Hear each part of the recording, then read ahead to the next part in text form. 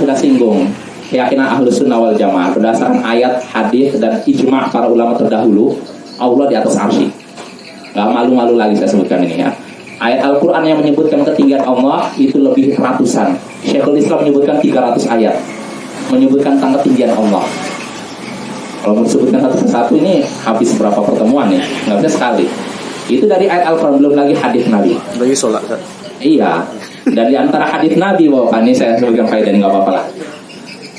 Hadis yang hadis Rujariyah, hadis budak perempuan itu, yang ketika tanya Rasulullah, Aina Allah, di mana Allah? Dia menjawab, di sama, di atas langit. Mana anak? Siapa aku? Kata perempuan itu apa? Anta Rasulullah, engkau adalah Rasul Allah. Maka Rasulullah berkata pada majikannya Muawiyah bin Al-Sulami, akhirha, merdekakan dia. Fa innaha mu'minah, karena sesungguhnya dia seorang wanita beriman, wanita mukminah.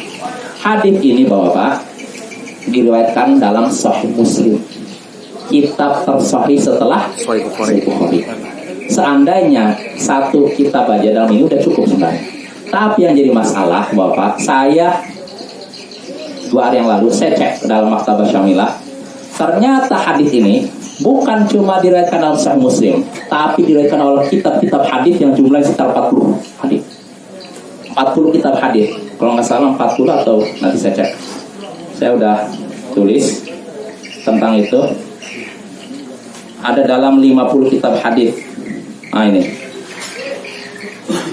Jadi hadis jariyah tadi yang di mana Allah, Rasulullah bertanya kepada Muawiyah, ini disebutkan dalam 46 hadis. Bukan, iya 46 hadis. Kitab 46 kitab hadis.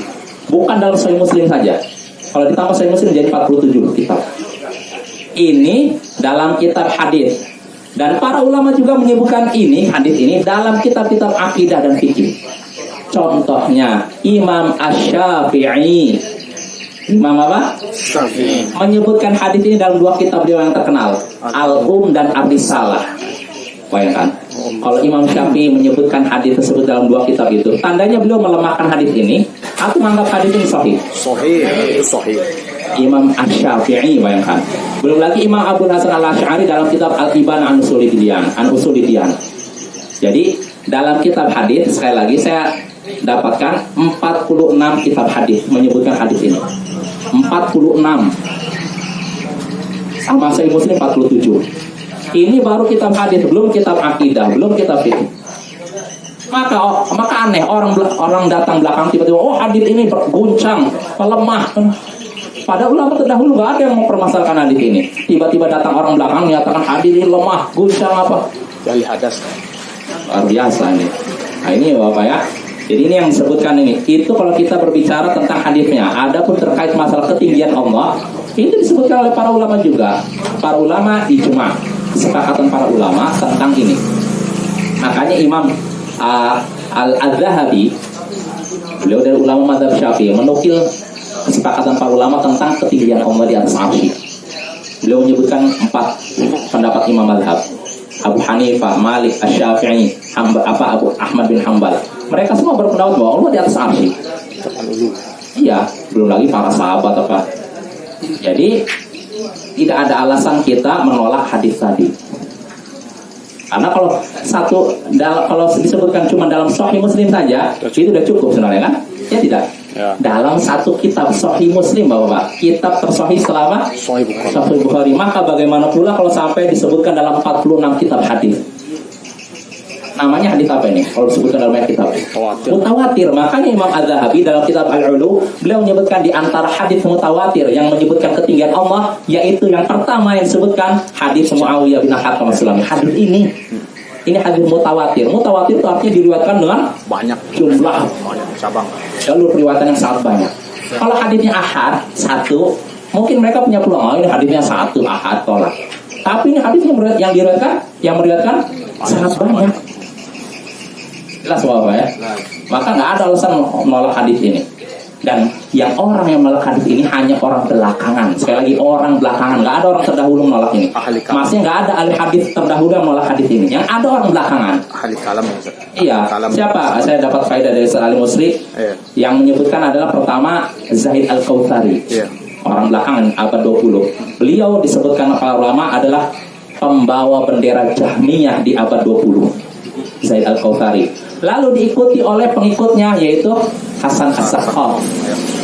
Nah, dari sinilah mereka ngambil kesimpulan katanya hadis tentang tadi di mana Allah itu adalah hadisnya lemah, guncang dari dua orang ini, orang belakangan.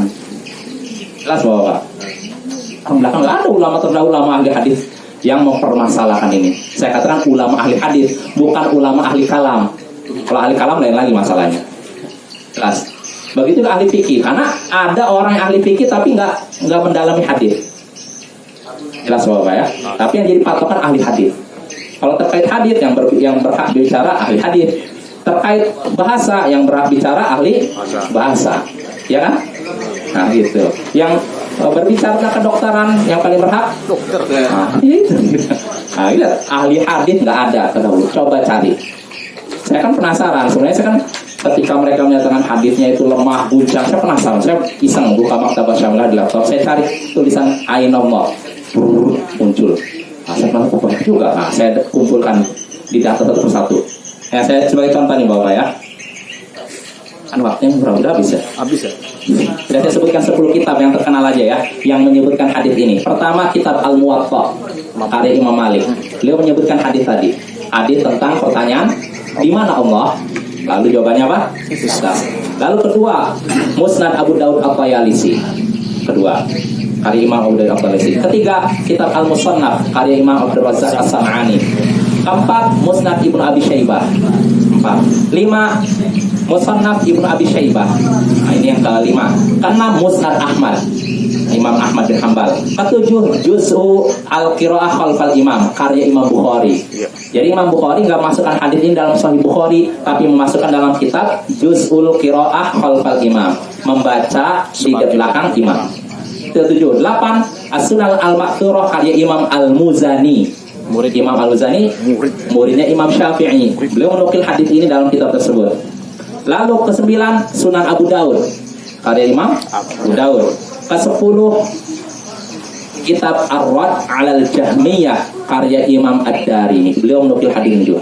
Baru 10 Bapak, masih ada 46, masih 36 lagi. Banyak Bapak. Jadi nggak ada alasan menolak hadis tadi ya. Hendaknya kita takut kepada Allah, jangan sampai menolak hadis Nabi. Kata Imam Ahmad bin Hanbal sebagai disebutkan Al-Ibana Al-Kubra, man radda haditsan Nabi fahuwa 'ala syafah halakat. Siapa yang menolak hadis Nabi SAW, maka ia berada di tepi jurang kebinasaan. Hati-hati, kalau kita sudah tahu bahwa itu hadis Nabi sahih, jangan sekali-kali kita lancang menolaknya.